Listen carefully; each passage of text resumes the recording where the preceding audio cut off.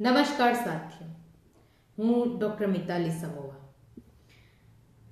બેટી બચાવો બેટી પઢાઓ ની મોટી મોટી વાતો કરતી અને મહિલા સશક્તિકરણના દાવાઓ કરતી ભાજપ સરકારના રાજમાં તાજેતરમાં ફક્ત એક 8મા ધોરણમાં ભણતી નિર્દોષ દીકરીએ ફક્ત એટલા કારણોસર આપઘાત કરવો પડ્યો કેમ કે એના પપ્પા એની પ્રાઇવેટ શાળાની સ્કૂલ ફી સમયસર ન ભરી શક્યા.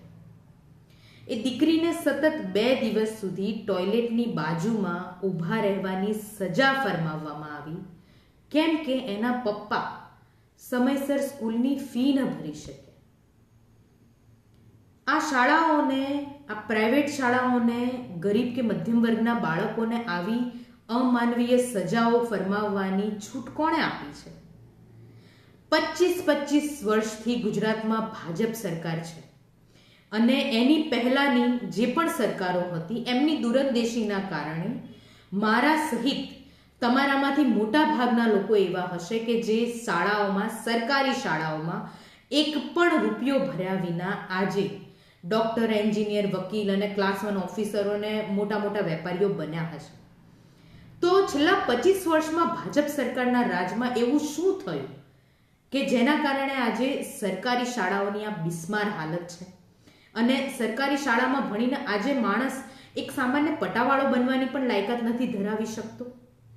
કેમ કે સાથીઓ, ગુજરાતમાં ભાજપ સરકાર દ્વારા એના નેતાઓના ઘર ભરવામાં આવ્યા છે આટલા વર્ષોમાં અને તેમના મળતિયાઓ દ્વારા કોર્પોરેટ કલ્ચરને પ્રોત્સાહન અપાયું છે અને એમની કોર્પોરેટ કલ્ચરની મોટી મોટી હોસ્પિટલો અને મોટી મોટી મોંઘીદાટ શાળાઓ જીવતી રહે અને આપણા પૈસા ઉપર એ નફો કમાઈને અબજોપતિ બને એના માટે સિસ્ટમેટિકલી સરકાર દ્વારા, ભાજપ સરકાર દ્વારા સરકારી શાળાઓને ખતમ કરવામાં આવી છે.